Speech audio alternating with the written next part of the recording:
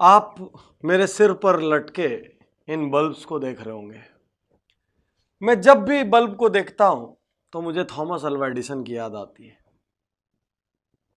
Thomas Alva Edison को जब वो छोटे थे तो उनकी स्कूल की टीचर ने उनको मंद बुद्धि कहा था और स्कूल से निकाल दिया था।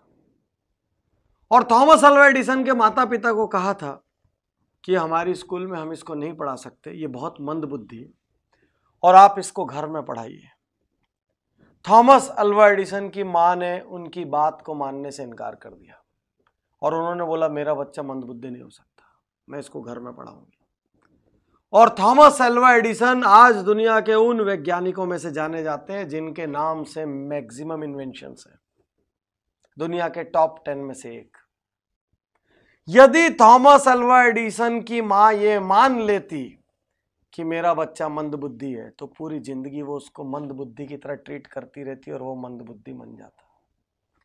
साथियों, इतिहास कौन रचता है? इतिहास वो नहीं रचते जो लोगों की बात सुन के मान लेते कि मैं कमजोर हूं, मैं हीन हूं, मैं नहीं कर सकता, मुझे नहीं आता। इतिहास वो नहीं रचते जो किसी दूसरे की राय के लिए अपने संकल्प छोड़ देते हैं। इतिहास वो नहीं रचते जो कोई दूसरा डिस्करेज करता है, डिसहार्टन करता है तो अपने टारगेट्स छोड़ देते हैं। इतिहास वो नहीं रचते जो कोई उनसे खराब व्यवहार करता है तो वो अपना अच्छा व्यवहार छोड़ देते हैं। इतिहास वो नहीं रचते जो जरा सा टॉर्चर पाके अपना टारगेट छोड़ देते हैं।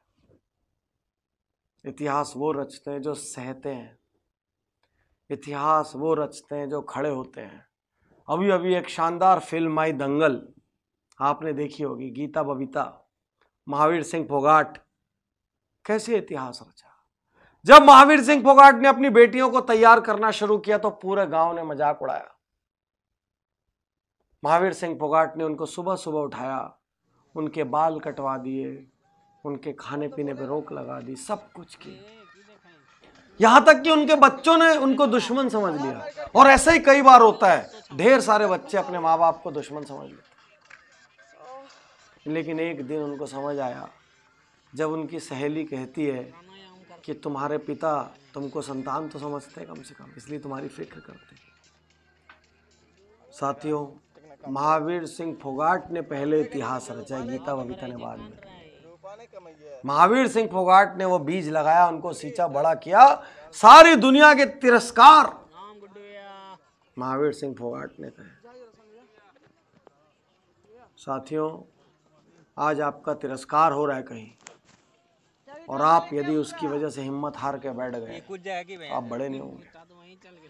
भरी गर्मियों में जिस सूरज का तिरस्कार होता है, सर्दियों में उसी सूरज का इंतजार होता है। आज तिरस्कार का मतलब आजीवन तिरस्कार नहीं है। इतिहास वो नहीं रचेगा जो लोगों की सुनेगा। इतिहास वो नहीं रचेगा जो टारगेट छोड़ेगा। इतिहास वो नहीं रचेगा जो हीन भावना में चले जाएगा। इतिहास वो नहीं रचेगा जो दूसरों को सुपीरियर और खुद को इंफीरियर समझेगा। इतिहास वो नहीं रचेगा जो अपग्रेड करने को तैयार नहीं होगा। इतिहास वो नहीं रचेगा जो जरा जरा सी बात पे घबरा जाएगा। इतिहास वो नहीं रचेगा जो सैकड़ों लोगों का अप्रूवल लेगा। इतिहास वो नहीं रचेगा जो इनडिसिसिव है, जो निर्णय नहीं लेता। इतिहास वो नहीं रचेगा जिसके पास विल पावर नहीं है। इतिहास सिर्फ वो रचेगा जो खड़ा होकर लड़ रहा है, क्योंकि जो लड़ रहा है वो गिरेगा फिर उठ खड़ा होगा। जो लड़ रहा है वो हारेगा लेकिन फिर जीतेगा। लेकिन जो लड़ा ही नहीं वो तो जीता ही नहीं, वो तो हारा ही नहीं, क्योंकि वो कभी लड़ा ही नहीं। तो यदि थोड़ा सा भी इतिहास रचना है, यदि थोड़ी भी वैल्यूएबल जिंदगी बनानी है, यदि कुछ भी हासिल करना है तो लड़िए, लोगों की ना सुनिए, लड़िए, डरिए मगर करिए। डरना स्वाभाविक है।